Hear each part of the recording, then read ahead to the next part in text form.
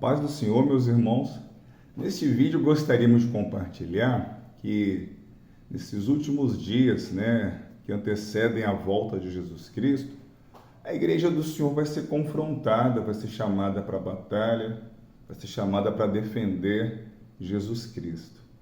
E essa batalha contra o povo de Deus, ele existe desde o povo de Israel.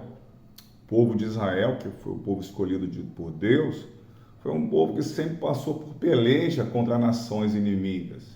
O povo de Israel pelejou contra os moabitas, por exemplo, contra os amalequitas, edomitas, contra os filisteus. Então o povo de Israel também passou por muita peleja. E assim, se a gente avaliar, qual o propósito da igreja de Cristo passar por lutas, provas e tribulações? Qual o propósito no passado do povo de Israel ser confrontado quase que frequentemente para a batalha?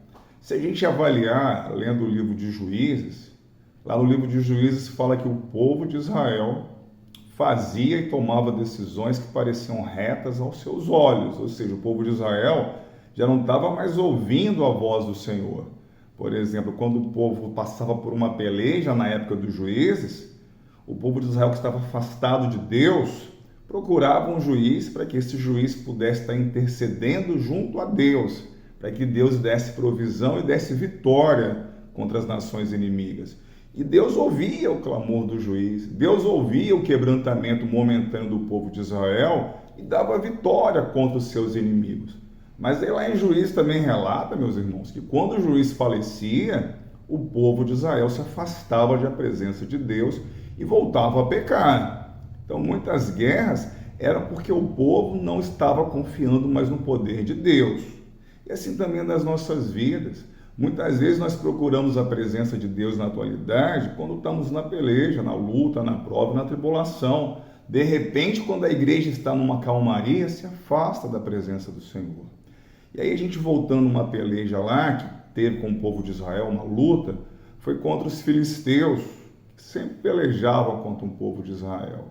Lá em 1 Samuel capítulo 4, os filisteus tiveram uma vitória muito grande sobre o povo de Israel, porque o povo estava longe da presença do Senhor.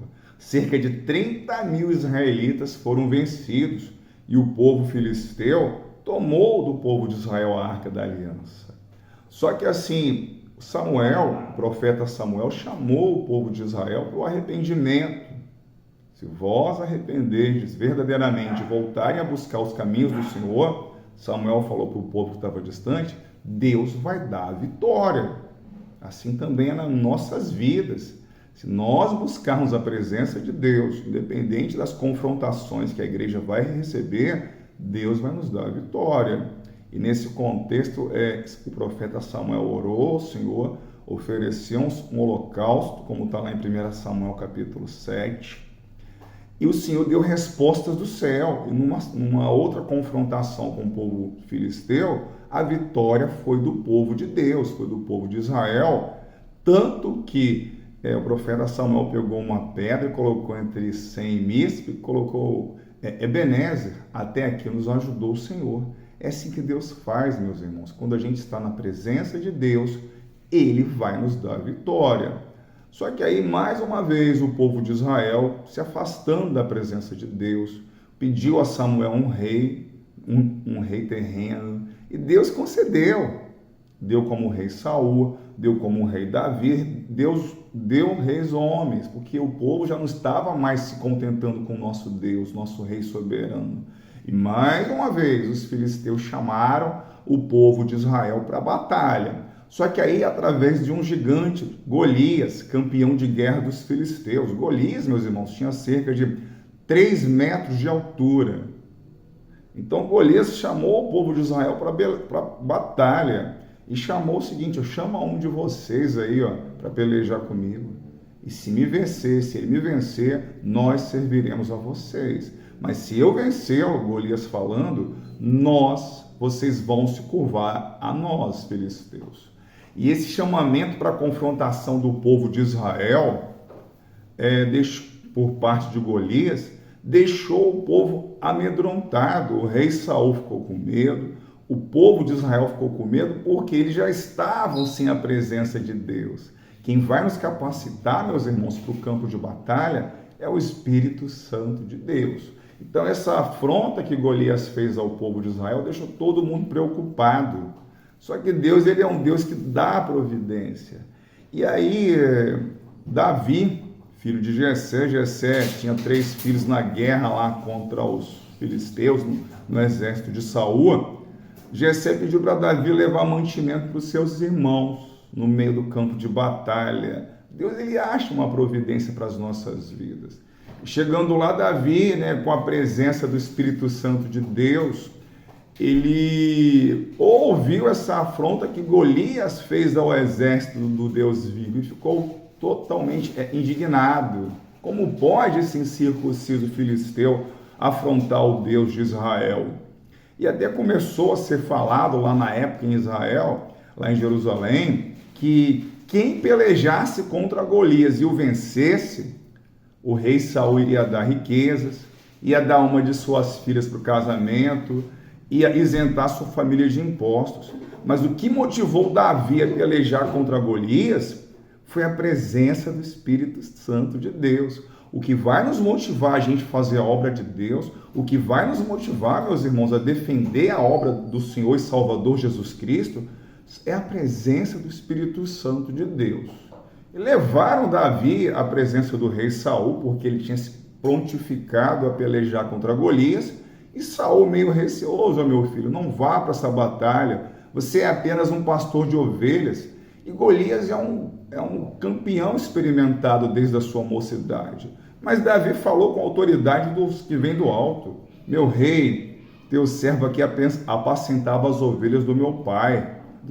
E quando vinha um urso e um leão, eu vencia o urso e o leão e livrava as ovelhas, porque Deus me dava essa vitória. Então eu falo para ti, rei Saul, Davi falando: mesmo Deus que me deu a vitória sobre o urso e o leão, vai me dar a vitória sobre esse gigante Golias.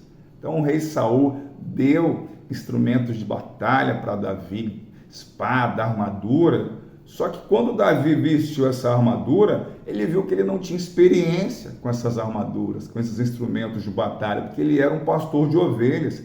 Assim também é na nossa vida, irmãos. Vamos para o campo de batalha com armas que o Senhor nos capacita. Não vamos usar na batalha coisa que nós não temos experiência. Davi agradeceu a espada que o rei Saul deu para ele pelejar, a armadura, mas tirou. O que ele levou para a guerra, Davi? O seu cajado, pegou 5 seixos, guardou e foi para a guerra. Quando Golias viu Davi chegando na peleja, meus irmãos, ele até questionou a fragilidade de Davi: você que vai pelejar comigo?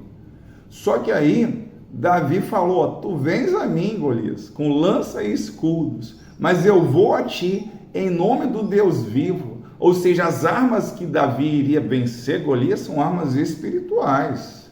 E quando Golias veio para pelejar contra Davi, meus irmãos, Davi pegou apenas uma pedra das 5 que ele tinha pego anteriormente, só uma, e mirou na testa, e o gigante foi derrotado.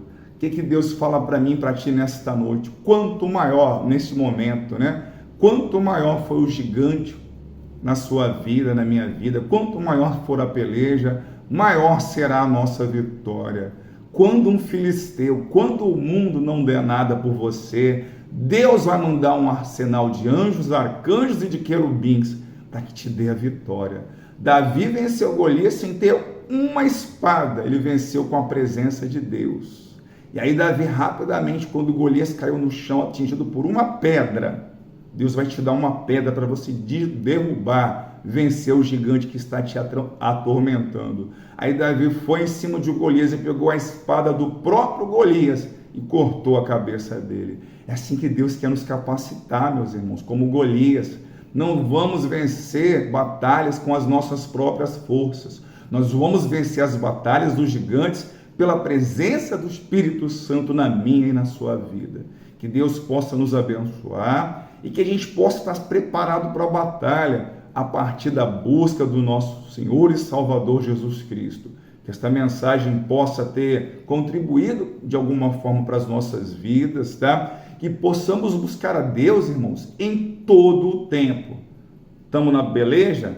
Busca a Deus. Estamos na calmaria? Vamos buscar o Senhor, porque em todo tempo que as nossas vestes sejam alvas como a neve. Que Deus abençoe os amados irmãos e fiquem todos na paz do nosso Senhor e Salvador Jesus Cristo.